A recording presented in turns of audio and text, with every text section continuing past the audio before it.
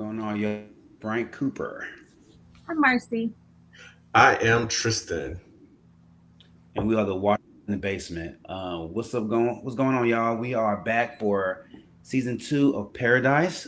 We are going to talk about all the events, possible theories going to season three. Um, I must say, I was very surprised, and of a lot of the new storylines that came out in this season. A lot of I don't want to say clarity, but it's becoming more sci-fi than I think that we both imagined. Marcy, what are your thoughts on this season so far, or overall? Yeah. I liked it overall. I definitely got hooked and sucked right back into it, starting with episode one, even though we didn't see pretty much any of the cast. We were introduced to new characters, but I thought that they did it well enough to where I was invested in the new characters while still wanting to know what happened with everybody that we've grown to love and to hate throughout season one. Like you said, I wasn't really expecting the kind of like turn that it's kind of taking into maybe kind of like a sci-fi thing. When I started watching season one, it just felt like it was going to be more of like a political, like murder mystery thriller, that kind of show. So that was interesting, like the turns that it has started taking, and then all of the different like theories that have come about from this season. But it didn't turn me off, and I'm still like very invested and definitely want to know what happens in season three, because I'm like, now you've introduced all of these things, and now I have to know what is actually going on, and like I need it now. I can't wait another year, but hopefully we'll see season three, you know, early 2027 if we don't get it, by the end of 2026. But highly doubtful that we'll get it before the next year. For me, I thought it was a very uneven season. Like it's funny that I asked the question, like I don't know if Paradise is the best bad show or the worst good show, but like either way, I if I have to look at like the transition from season one to season two, I did feel like in season one, Paradise took itself more seriously. And it's like they wanted you, the audience, to take them seriously as a show. And I feel like in season two, they again there's a shift, like Marcy said, towards the middle of the season where they just kind of go off into like a different direction. The whole tone of the season changes, the story changes. Um, and we'll talk about it more in depthly, but like a lot of my criticisms of this season is that a lot of those shifts really didn't feel that earned. It was just like, hey, it's a sci-fi show now, like just ride with us, you know what I'm saying? What I will say is that the show is entertaining enough, and a lot of the performances are good enough for a Hulu show, that it keeps you invested. You know what I'm saying? Like, so I'm definitely invested, and I'm very interested to talk about a lot of these theories. But I had to. This is a season where I had to kind of downgrade the show a little bit from like, okay, I'm gonna have to suspend some things just to continue to enjoy this show at its highest level, and continue to be excited for it. But once I do that, once I like dumb myself down a little bit, I thought it was a good season. So like I thought there were a lot of well placed flashbacks. I'm all for like, I don't know, I'm a sucker for like, hey, what were you doing when the apocalypse happened? Like, where were you? You know what I'm saying? Like, it's the Last of Us in me. Like, I just like kind of seeing it being relived. Um, I thought that the season landed the plane well. I have criticisms of the finale, really the whole back half of the season, but I feel like the plane was landed enough, at least on the character side. So ultimately, like, yeah, I thought this was an above average season, with a show that I've just dedicated myself to enjoying. So I'm gonna take it however they give it to me. So, but very uneven, man. It can no longer, after the season, it can't say it's prestige TV. We can't talk about it like it's prestige TV. It's a Disney Plus show with people that we love who put on some good performances, and the storytelling is good enough. You know what? I watched this season twice, and I'm gonna push back a little bit. I think it had to be sci-fi because there was too many things this season to sit here and say, "Oh, that could really happen in real life," or that's quite possible. Like for it to be an apocalyptic event that we found out in season one, and like the devastation that we thought was as bad as it was. Like all of a sudden, season two is like it's a whole community of people out there. There were thousands of people walking around like it's like it was just a hurricane. Like this is supposed to be an apocalyptic event, but now we see popping up of different colonies all over the place. I'm like, bro, this watching as season two unfolded and watching the amount of survivors and like the communities that were out there and the population, it looked like that there's more. There's way more people than I was led to believe in season one. And watching them, like you know what? There's no way that it cannot be a sci-fi because there's no way all these people survived. Because like I remember in the finale last season, a big ass tidal wave hit the U.S. like a huge ass tidal wave like submerged the greater part of the U.S. to where like the ice caps, from my understanding, melted and like it created all these tidal waves and like devastation. Then radioactive, harmful, environment took place after that. And then when you watch season two, it's like people walking around in the daytime like nothing ever happened. Like it was just a bad, like it was just a bad storm that took over for like a week or so. And watching that, I'm like, you can't you can't make it as bad as you did in the finale of season one, and then come back and say, well, it was just a bad season. Everybody's alive. I mean, for the most part, because like even in season one when they sent the scientists out there to like see those survivors before Sinatra killed them off, it looked desolate. I mean, I watched season one. It looked so desolate to where it looked like it was Mars, like there was no life. They're wearing like I don't even remember they're wearing like space suits and stuff and hazmat Yeah. suits as they're walking around. We were led to believe it was like radioactive. Yeah, I like get my pushback real quick is that when I say sci-fi, I think you're right, 100% correct. Like this show has honestly always been a sci-fi show by definition. Like just with the topic, like we're dealing with an apocalyptic, severe, quadruple volcanic storm and all that, everything that comes with it. So naturally, it's science fiction. I think when me and Marcy are talking about is like the tone of it has turned into a sci-fi. Like she said, season one we get political drama slash thriller slash little bit of action, but it's again the show wants you to take it seriously. Like, hey, look at these acting performances. We got James Marsden. Like all these things are happening to let you know we want you to take it seriously. And obviously, we've seen this happen a lot of times with shows when they get really, really popular. After season one, these shows become what they always wanted to be, right? And in Paradise, while they want you to take it seriously with the performances and the storytelling and the tone of the season in season one, and season two, like, hey, we're too fucking big for this now. Like, we can make this actual science fiction show where like it almost seems a little fantastical, I would say, as far as the tone.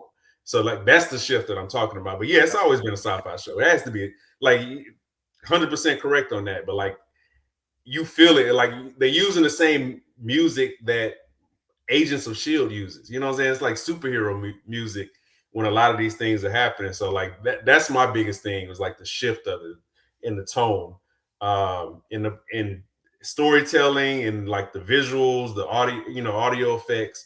It becomes a sci-fi show in that regard, in my opinion. I got you. No, that part I definitely agree with. I don't think they understood what they were showcasing season one, and then when the show took fire, I agree, Tristan. They didn't realize how big this could possibly be. Now it has season two seems way more. It seemed like it was two different shows at one point. Yeah. Like season two was way more fantastical than it was season one. Season one it seemed more grounded and more isolated. Season one with the bunker and everything. Now with the expansion outside the bunker, it does seem way more fantastical, especially with the quantum influence now that you have with technology in season two. Marcy, so far, what is your biggest theory after watching season two going into season three? Well, that's a good one. I would say there's a ton of theories out there. There are some that I'm like, oh, that's plausible. There's some that I'm like, what? like, what, were we watching the same show? I don't have a lot of theories that I've formulated myself just because I'm not that kind of media, like, I don't watch media that way to like think of all these different theories, because then like if I'm inevitably wrong, then I'm like, god damn it, like why did I invest so much of my time into this theory? However, like as I was rewatching season 1 and season 2 to prepare for this podcast, one of the things that I thought of was what, because there have been like theories that it's possible like time travel slash like multiverse kind of situations. My thing is, what if there is a different universe or timeline in which Cal doesn't activate like the EMPs like he did at the end of season 1 to disable all the electronics and disable nukes and things like that. So I wondered, maybe there is like, if there are characters that are kind of traveling in between times and multiverses and universes, are there some that are from a reality in which Cal didn't do that? And maybe like there were like some nuclear weapons aimed somewhere and they're dealing with like nuclear fallout and things like that.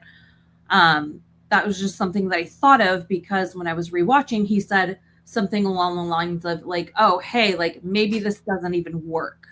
So I was like, oh, that could have been like a possibility where he thinks that he disabled it, but it didn't work.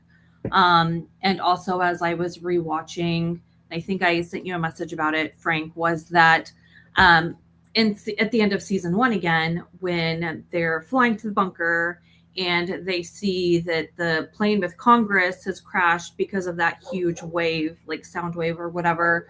And then the plane with the like top military commanders and the Joint Chiefs also had to like land, and they were not able to get to Colorado.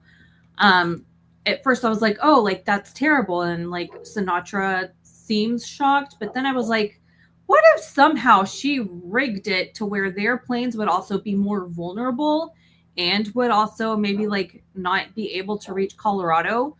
Because then in the bunker, if you would have had Congress and if you would have had top military leaders, would she have had that much influence over Cal in the bunker? Or would she have just been another billionaire that didn't have a lot of influence? So I was like, you bitch, what if you like somehow made it to where their planes would not be able to get there and they were just more vulnerable to where she would pretty much be the leader in the bunker? That was well thought out, man. I don't have a single. I don't honestly. I don't. My biggest theory is that Terry and Gary hooked up at least one time.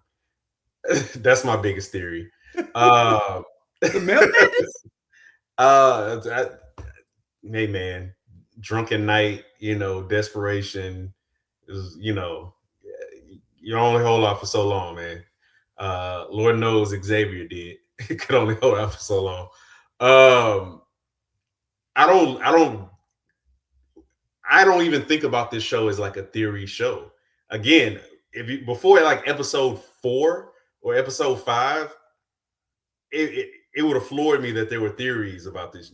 Like obviously this is kind of like a Lost type of show, you know what I'm saying, in certain ways.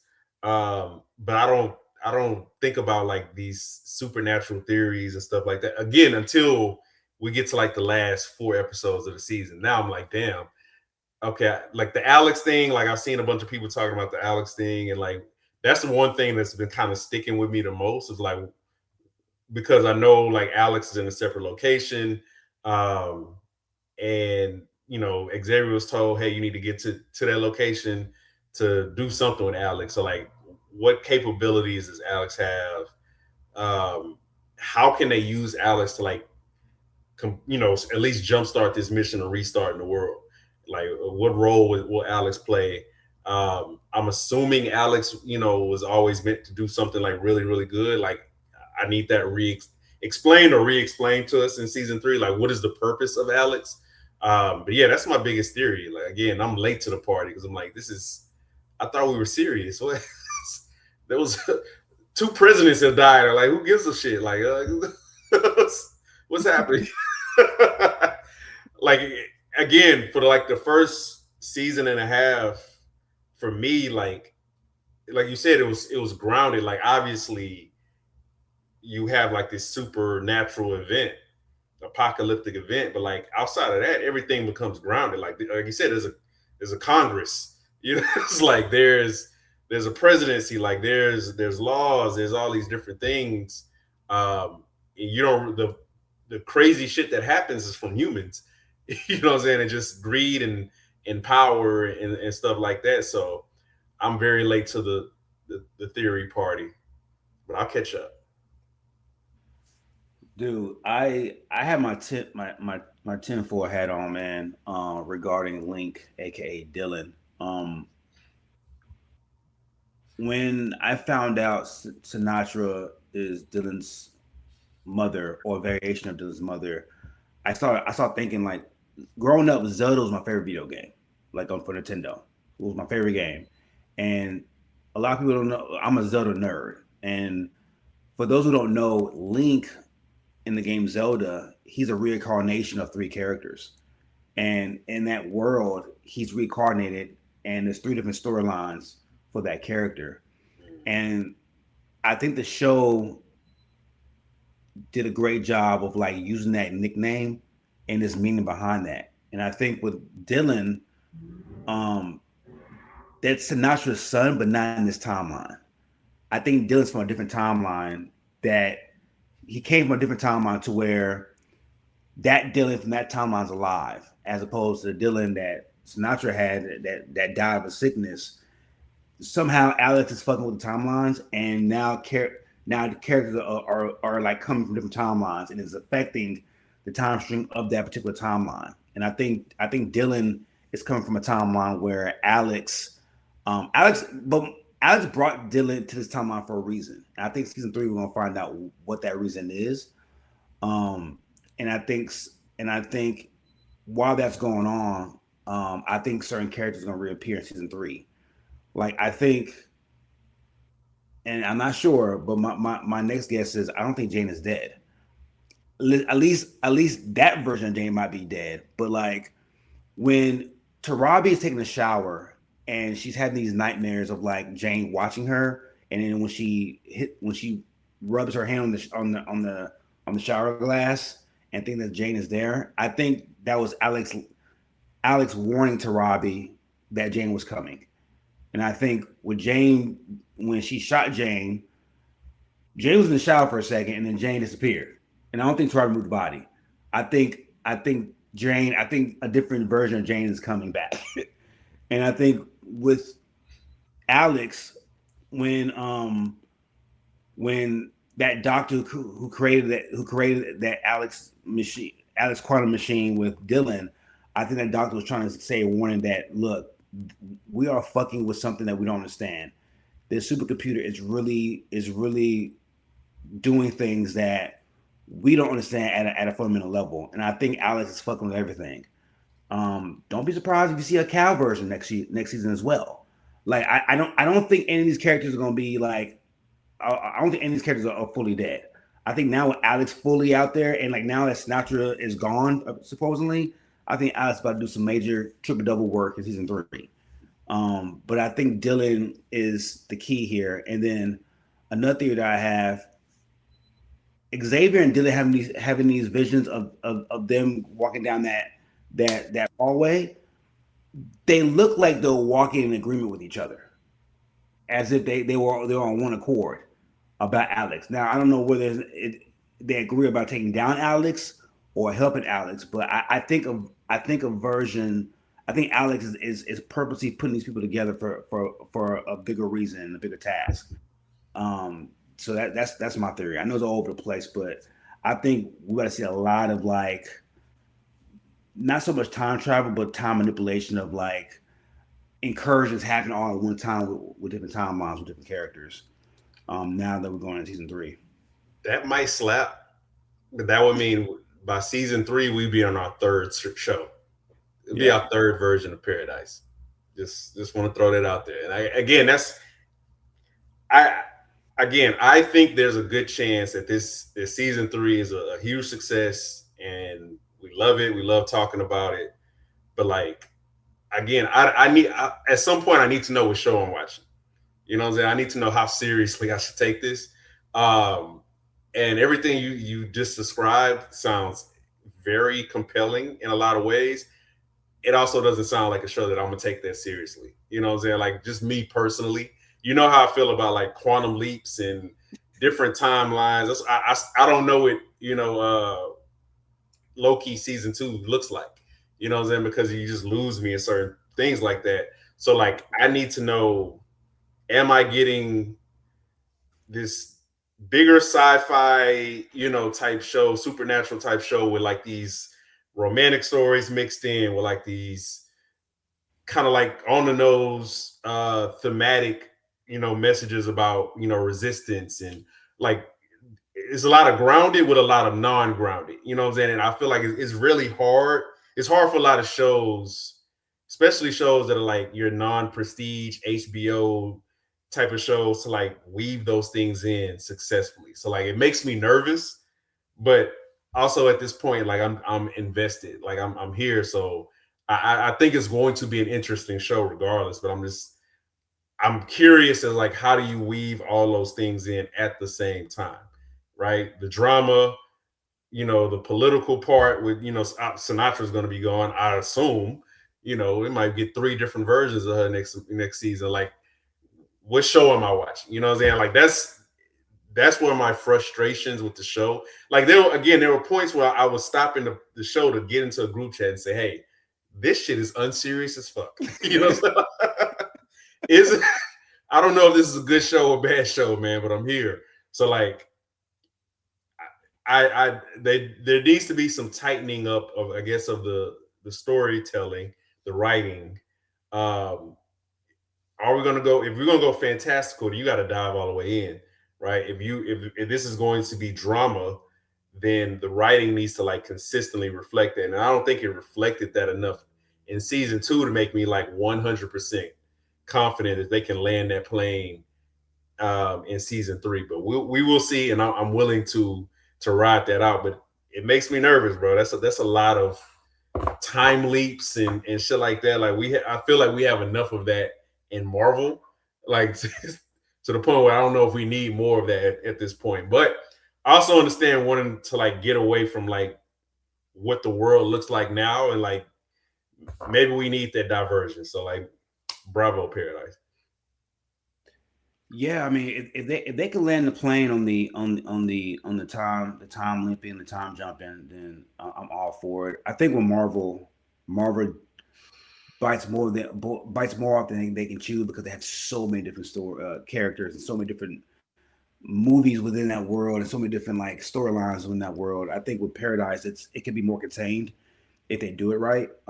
Especially now with just the outside world as opposed to the bunker. But you don't have other shows and side stories with Paradise. It's just Paradise. So if the writing's strong enough, I think they can land the plane right. Marcy, what are your Marcy, I have a question about you because I've seen a lot of this and like I've seen a lot of like people disagreed about this. Do you think Xavier should have told Terry about Tarabi? Well, uh, yes, maybe not when they met, but yeah, I definitely think he needs to be honest about that because it was definitely awkward. If I were Terry, I would definitely know that something was up. I would also be side eyeing him, like, okay, like whose white baby is this? Because are you sure? Like, did you really meet this woman at Graceland and she was pregnant and like she died and now you have her baby? Like, okay, sure. Like, I don't know if I can believe you. Also, why did it take you so long to come and find me? Like, what were you really doing for these 3 years? Oh, you were living it up in this cool ass bunker with like this nice house and like 3 Arby's or whatever he said. And I'm pretty sure he was joking. Yes, he should definitely tell Terry. And she should like, kick his ass. But also, like you said, like maybe she and Gary got together. I don't think so because I think that would have given him like a little bit more hope than he had. yeah, that man had definitely not gotten any from her, and that's why he was so ready to just kill Enos, to be like, no, you can't live, and tell her that there's a train going to Colorado and now she can leave me. No, like, I definitely don't think that they got together. But I also didn't love how she was just kind of like so protective of him after like he shot his best friend and wanted to keep her. I would have like moved out of the way and let X take him out. But again, like they've been together for 3 years, so she was really bonded to him. Um, so yeah, you need to like fess up, X. Like, we know what you did. Her shower has seen sex with X, like that was great. And then like you killed Jane in your shower, like that is like a very a lot of trauma in that shower. I would say that if Gary and Terry did hook up, that would make him more likely to want to kill Xavier. Possibly. Um, ooh, I think that the if Xavier if we go by just like the way his character has been portrayed, like he's gonna tell her. You know what I'm saying? He'll find some, very charming way, like logically sit her down and tell her, splice in some humor. But that's a very it feels like it doesn't feel like they're gonna be in very close circles, you know what I'm saying, going forward through this next season. So like I'd rather get that awkwardness out of the way. It's like, hey, we got bigger fish to fry, fam. The world ended. It's like let's focus. You know what I'm saying? Like, what did you expect? Um, so yeah, again, mostly because it's consistent with who he is as a character. Like I haven't seen one instance of him, trying to shirk away from the truth, trying to get over on anybody. Like he is the moral compass of the show. And for us as an audience, we know what happened between them. You know what I'm saying? Even though it seems like that happened 5 seasons ago with like the different shifts that the show has taken, like it happened. Um, so if we know that, and that, him not telling Terry about that would make us question like the dude that we've been, watching consistently through these seasons. So he's gonna say it. You know what I'm saying? I don't know if any of us would would tell her. But we're not Xavier, so I think he'll definitely tell her. I mean, he told on his dad, kind of. Well, he didn't tell on him, but he made him retire when his dad had Parkinson's and wasn't wanting to retire because he's like, yeah, you got to be honorable, you got to tell the truth. So yeah, I agree with Tristan.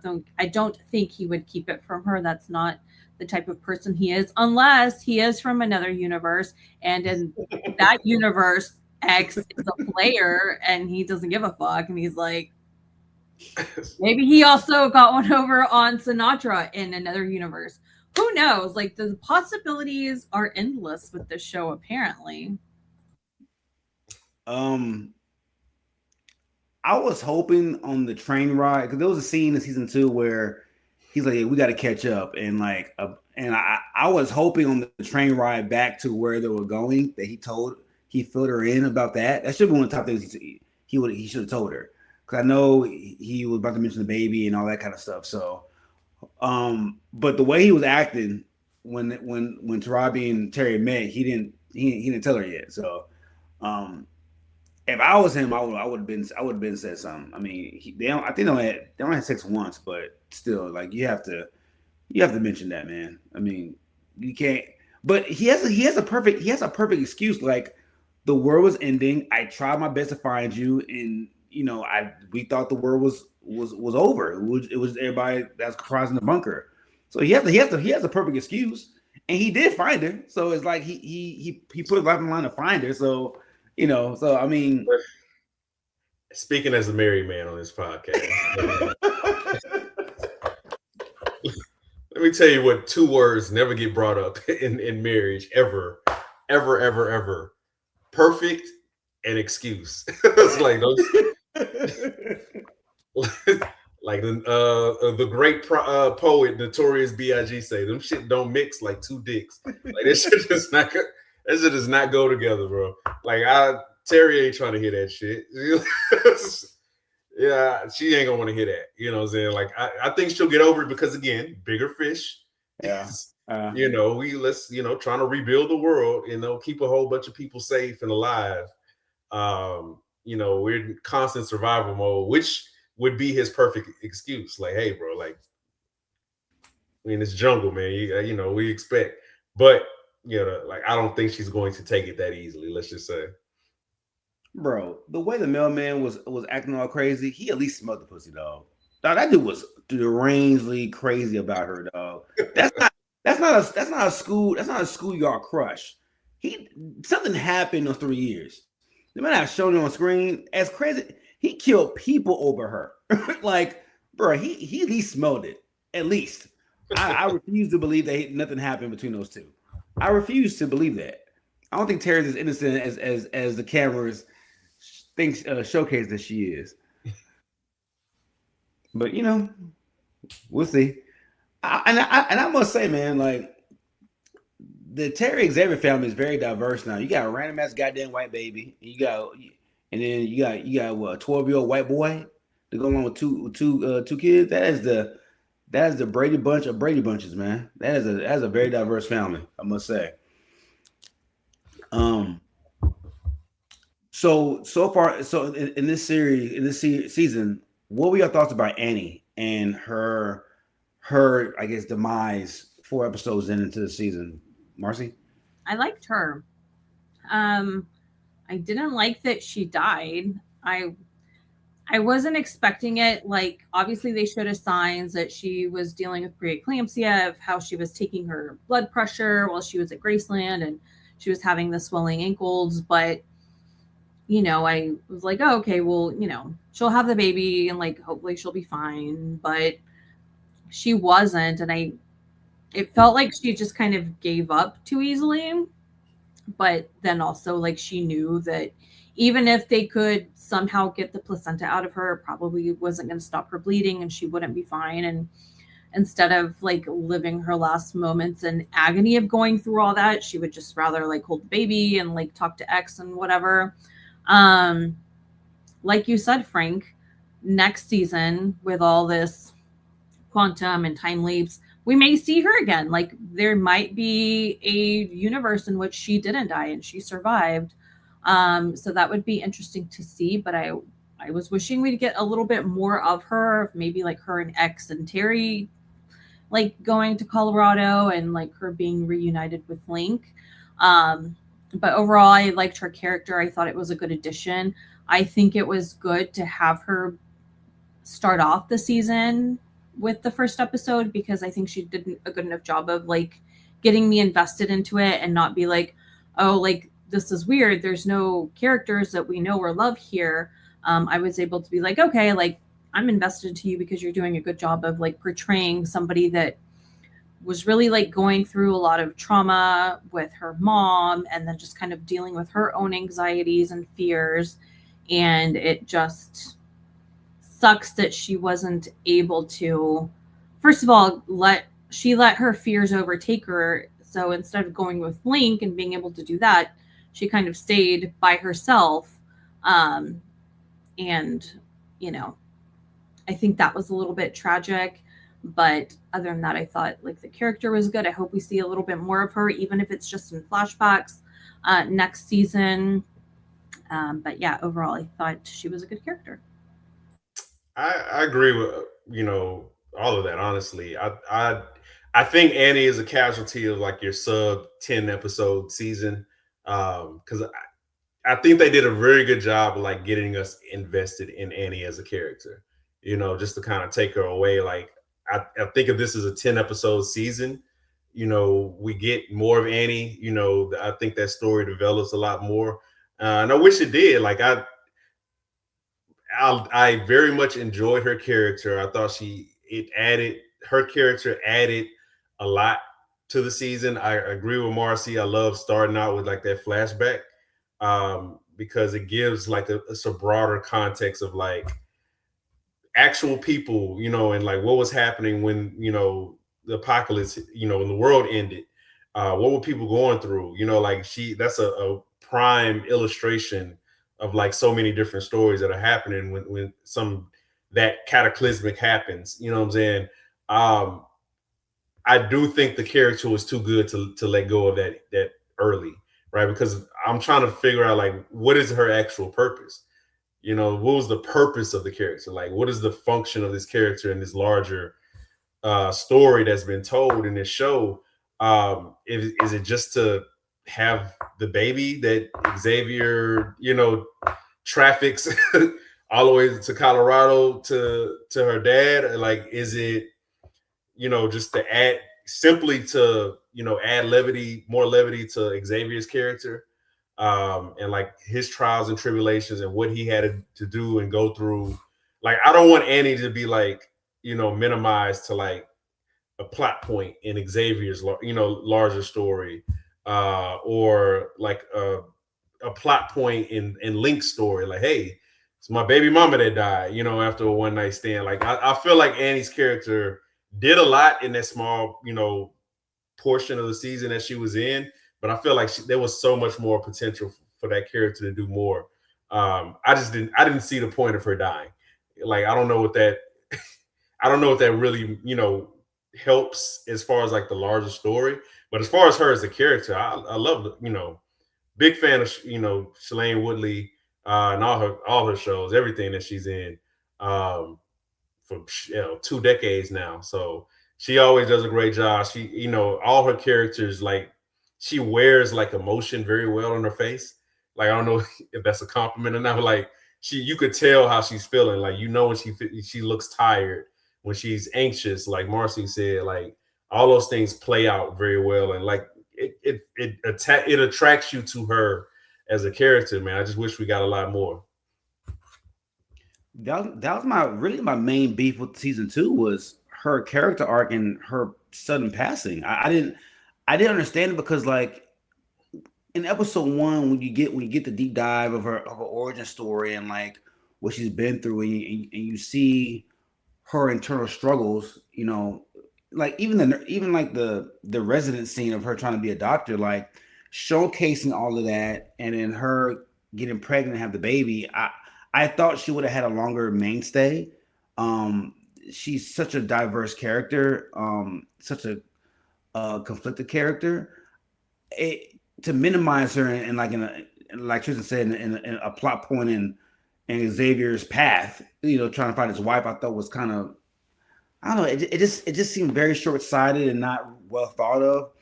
I don't know when like when writers are in a writing room and they do these test screens and these screen tests of characters. I don't understand how you don't see the potential value of a character and an actress or actor playing that character and how much value moving forward this actor could have for your story. And I thought her story was very important because it showcased what was going on outside the bunker and the struggles people was having outside the bunker that we didn't see in season one. And outside of Annie, we don't really see. I mean, they show the mailman episode, but like I think her episode was way more deeper and kind of like a this is us type of vibe. Like Marcy was texting me a couple weeks ago about her, and to get rid of such a powerful character and character that could have really made ground moving forward in this show, I thought was very short sighted because as far as characters inside the bunker, you have Xavier, of course, and his family, and you know, but like I would say her, Billy Pace, Jane, these are very deep rooted characters with deep rooted psyche valves that I feel like could have been expounded a little bit more moving forward. And like when you kill characters off like that, I think you're damaging your own story moving forward. Unless you just have characters in the can that you plan to release in season three and season four and so on and so forth. That's gonna be as pivotal.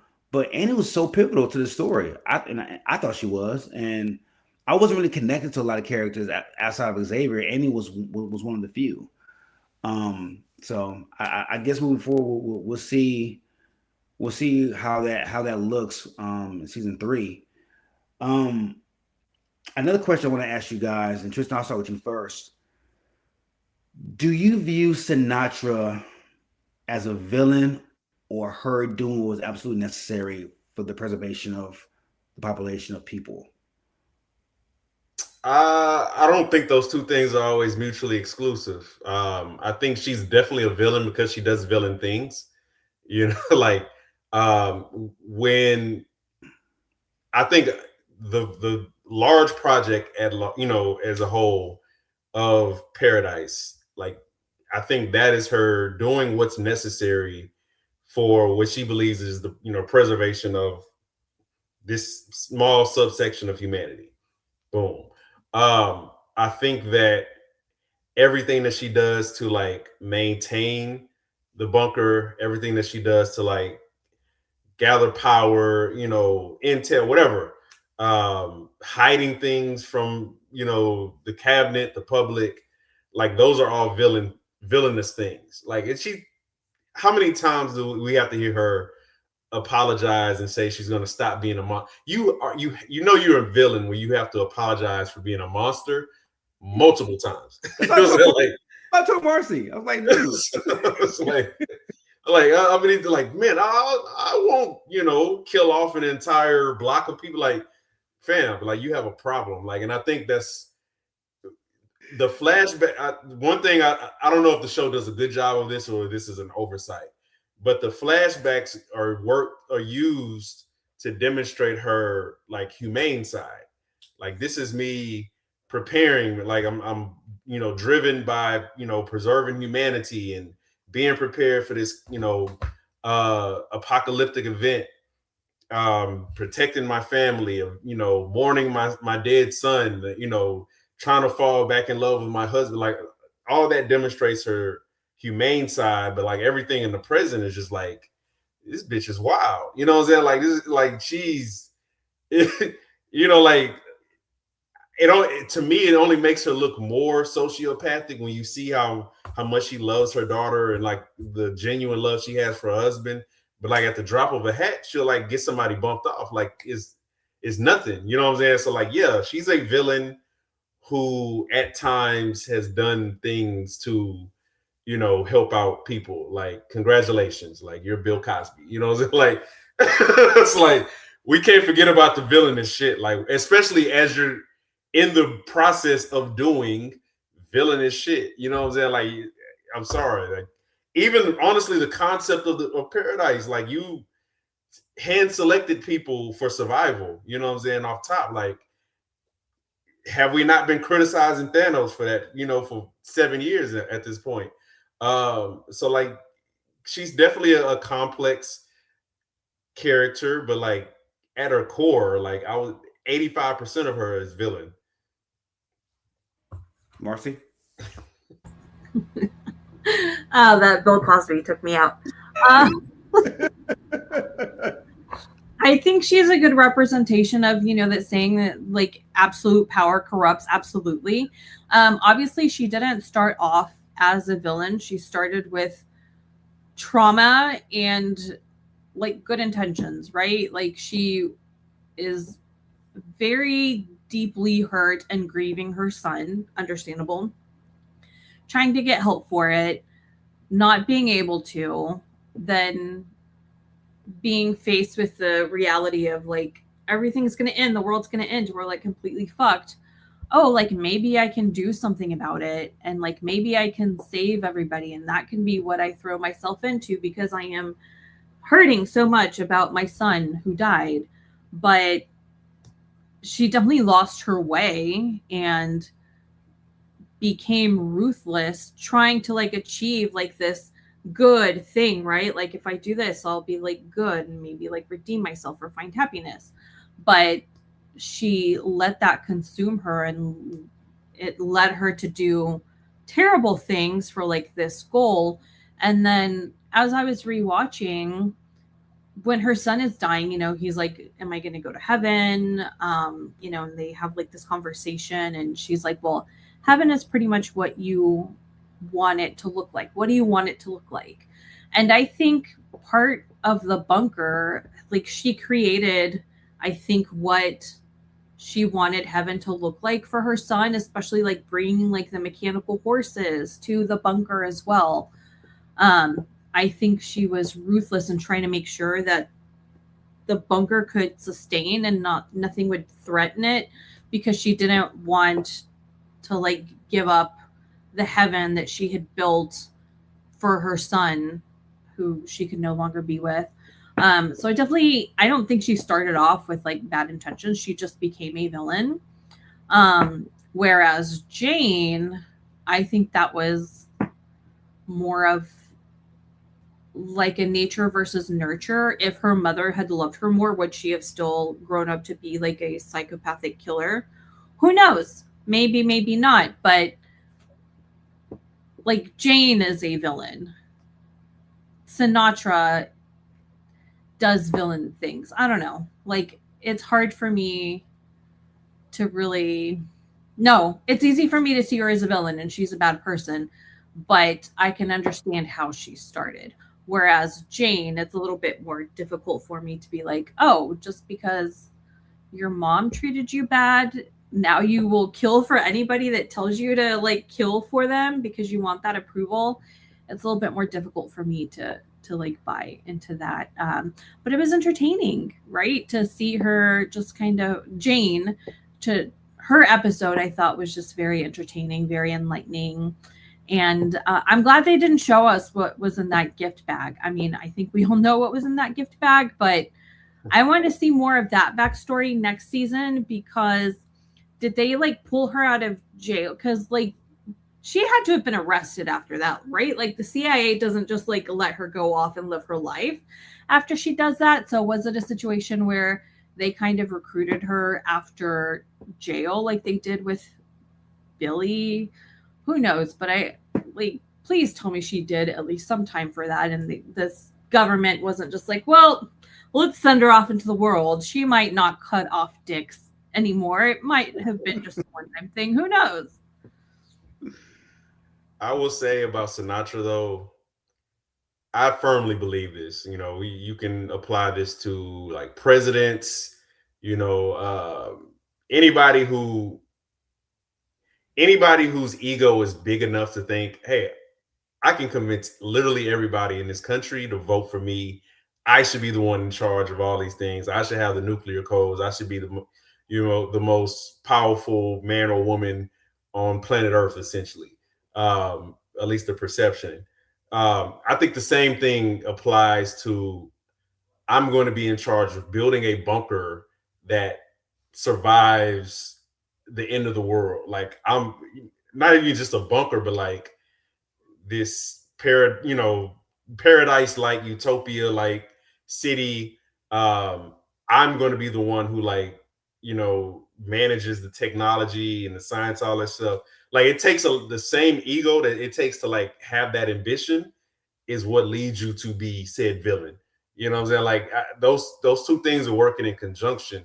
So like while those flashbacks do demonstrate a level of humanity, you can also see like that cold, sharp, like tunnel vision, like things that a lot of villains have. Like I can only focus on this thing to the point where I start shedding my humanity as the further I go deep into this ambition, to this passion, to this mission, the less of myself or less of the human parts of me I can recognize. So once we get into like the flashbacks in season 2, like in season 1, like yeah, she's mourning, she's trying to find out the signs, she's more seeking out information.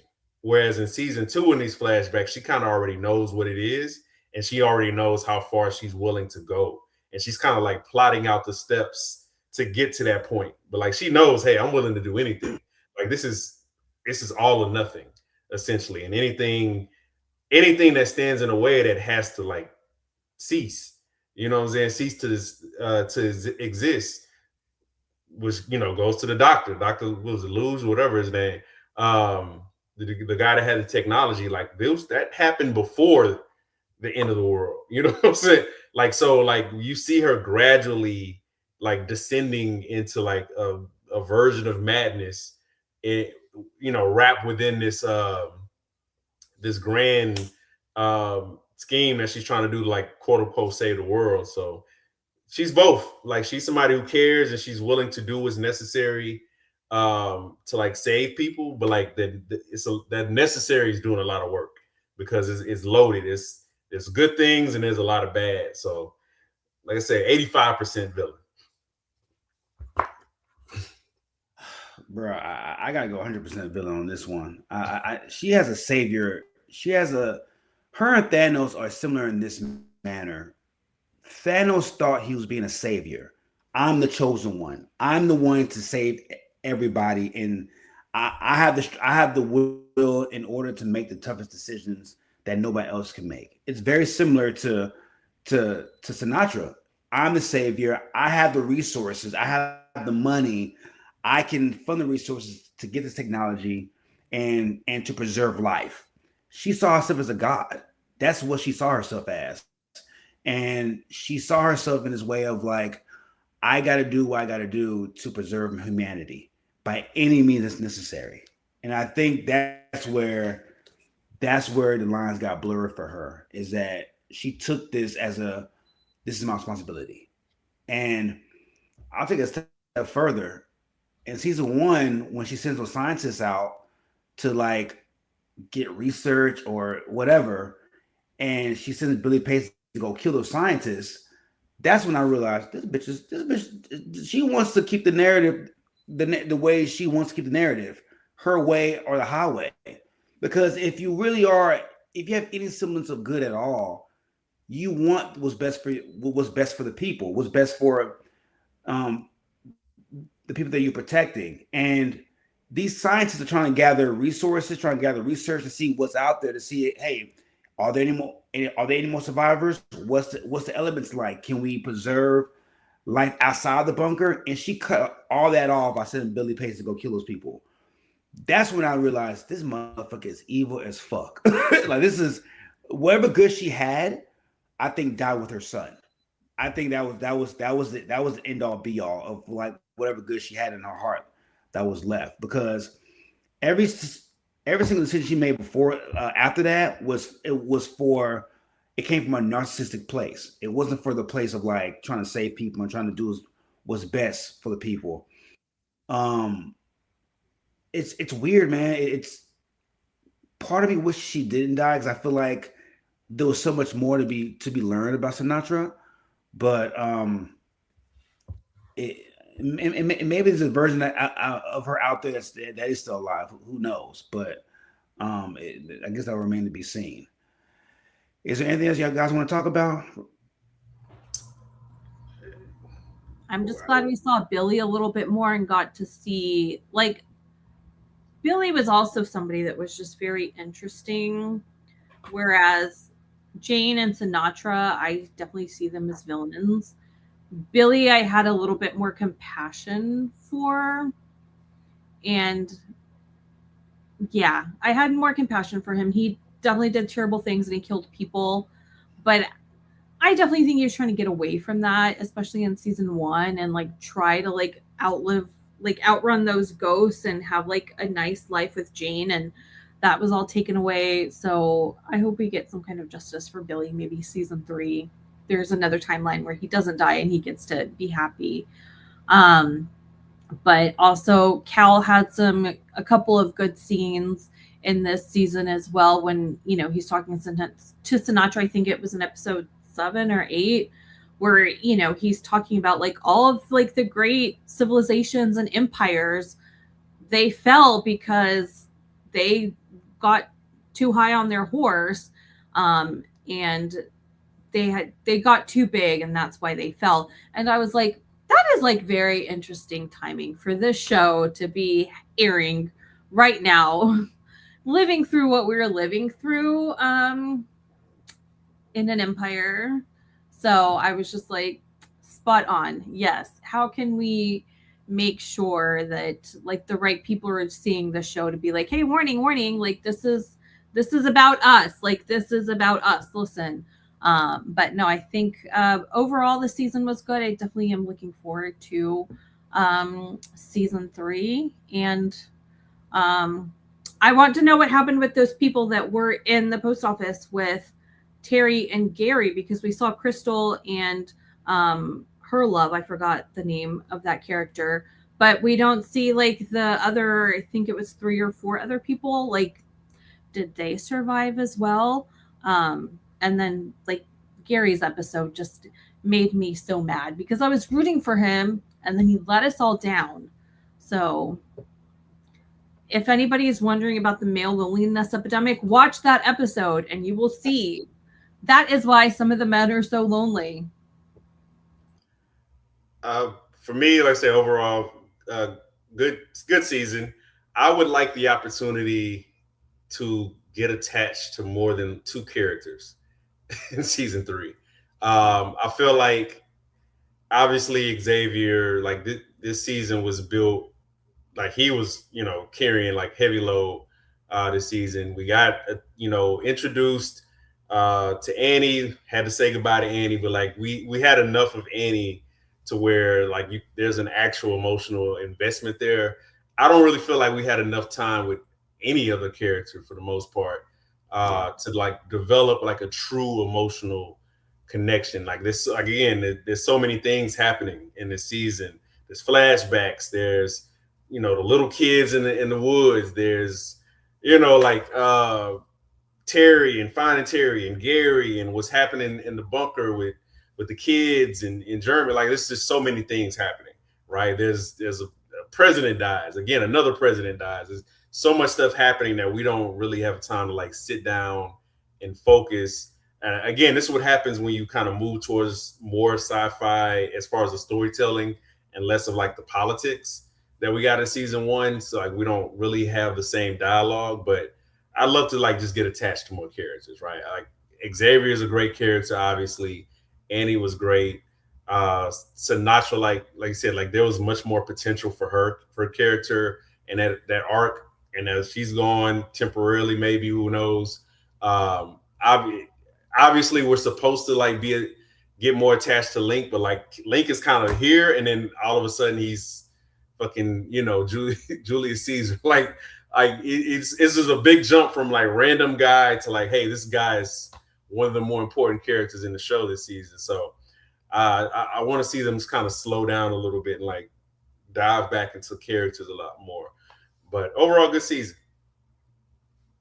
Yay. Yeah, I'm hoping next season we get more of Link's origin story and how he got to where he's at. Because I don't know, even the flashbacks we saw with the scientists and Link, I don't know if that's even that Link. It could be a different Link. I don't know. Yeah. So it would be nice to see like his upbringing and like what motivated him to get to where he's so passionate about shutting down Alex. And I'd like to get more backstory on Alex. Like more like we know that she was created for a purpose, but I would like to get more of an understanding of why and what inspired it. And I think that would kind of help the viewer too to like really understand, what Alex is all about. I mean, so yeah, good season. There were some plot holes that needs to be explained, but I think hopefully, if done right, season three could be a grandiose, even bigger, fantastical season next year. So, well, that is it for us for season two of Paradise. Again, thank y'all so much for watching us, subscribing, liking, sharing. If there's any other shows y'all want us to talk about or shows that you want to talk about, let us know. Comment below so we can adhere to what y'all talking about. We are also on Spotify and all your other audio platforms. We're on YouTube as well, at Watchers Basements, Facebook, Instagram as well. So again, for myself, for Marcy, for Tristan, this is season two of the Paradise. Thank y'all so much. See you on the flip side.